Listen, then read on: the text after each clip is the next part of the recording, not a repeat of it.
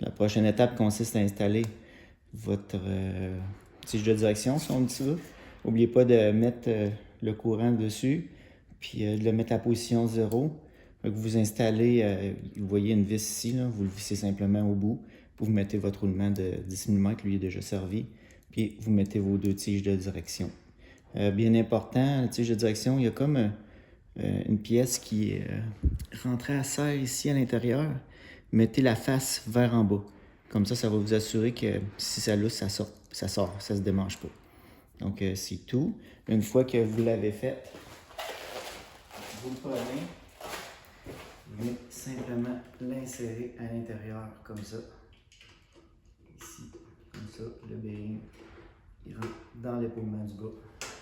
Et puis, vous mettez vos 4 vis qui tiennent.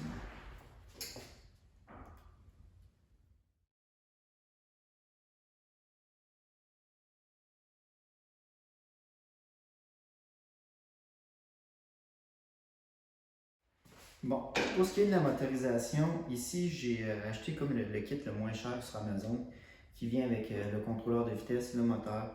C'est un BL 2650, c'est un moteur vraiment pour les véhicules 1.8. C'était beaucoup de couple. Je l'ai quand même testé beaucoup ce moteur-là, j'ai été très surpris au niveau de la qualité et de la fiabilité à long terme. Fait que je considère quand même que pour 140$, c'est un très bon achat. J'ai aussi un Spectrum qui est un 24-50 dans le petit camion en craton qu'il y a là que j'ai déjà acheté. Lui aussi, ça va très bien. Ce que je dirais au niveau de ce kit-là, c'est un 120 ampères.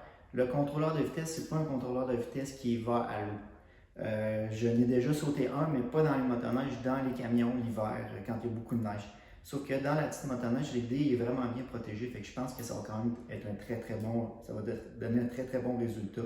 Sinon, vous pouvez toujours, quand il saute, vous pouvez en acheter un qui est waterproof puis le mettre dessus. Mais comme kit de départ, là, je trouve quand même que c'est un très bon kit. Donc, c'est ce que j'avais à dire. J'ai aussi un petit Spectrum ici. Lui, c'est un 3300 kV 85 ampères. C'est un moteur que je pense qu'il peut bien fonctionner aussi. Mais par contre, moi, il va falloir qu'on fasse des modifications au niveau du ratio. Ici, c'est un engrenage 20 dents avec 60 dents, donc un ratio de 3 à 1. Il faudrait monter peut-être à 80 à 1, parce que lui, il tourne beaucoup plus vite. J'ai un 16 dents, le plus petit que j'ai trouvé. Mais il faudrait que je dessine elle en plastique pour obtenir le ratio qu'on veut, la mettre plus grosse. C'est un test que je vais faire parce que si ça fonctionne, ben le poids, vous allez voir dans les vidéos, le devant dans la neige, là, il a tendance à s'affaisser un peu plus parce que le poids il est là du moteur, tandis que lui, on sauve quand même, je dirais quasiment 30% de poids. C'est un autre test, mais pour cet été, j'ai dit cet été parce que je vais faire des tests cet été. J'aime mieux aller avec la version qui est plus robuste. Ça, c'est une version qu'on sait que je sais qui fonctionne très bien. Tandis que celle-là est encore à développer. Mais je vais le tester. Donc, la première chose à faire, c'est de vérifier l'alignement.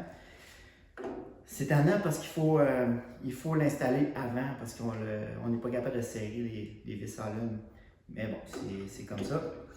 Donc ici, je l'avais déjà mis environ à 1/8 de pouce entre le bout de l'arbre puis le côté. Puis je vérifie l'alignement, puis c'est vraiment ce que ça prend. Donc, je vais procéder au serrage de ces dernières. Serrage final. Je vais prendre mon plus gros tournevis.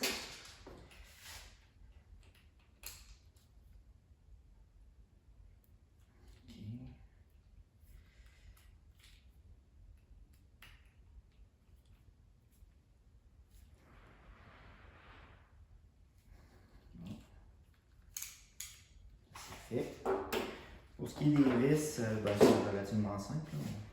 Je vais rentrer ici. En fond, ici, c'est pour ça que c'est ouvert, là, pour permettre au moteur de passer. Parce que ça vient quand même assez fâché avec l'extrémité. Les fils, vous pouvez toujours les envoyer comme ça ici. Après, on va venir les raccorder avec le contrôleur de vitesse. Regardez, ça arrive super bien. Okay. Les vis, je vous recommande de mettre au moins 2 rondelles, là, 2 washers par vis. Il y en a une que je suis pas sûr que je vais installer, c'est elle qui est qui est proche du tensionneur. Je ne suis pas sûr que je vais l'installer.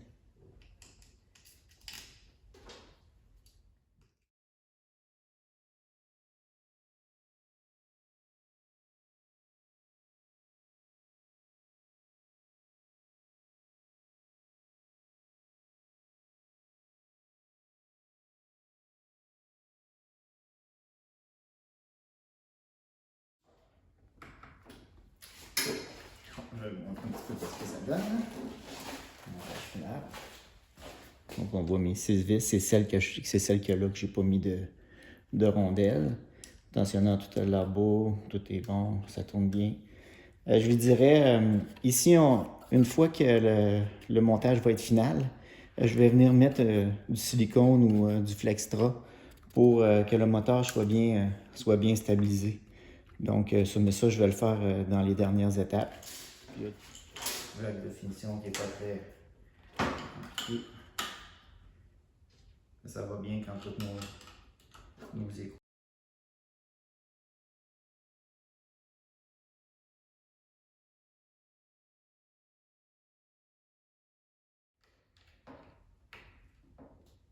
Voilà. Pareil. Tout est parfait. On a le moteur d'installer.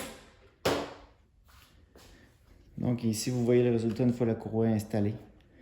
J'ai utilisé le tensionneur, j'ai vissé, j'ai serré mon écrou. C'est vraiment bien tendu. Tout est parfait. Donc c'est ça le résultat final. On peut mettre le couvercle. Le système d'entraînement.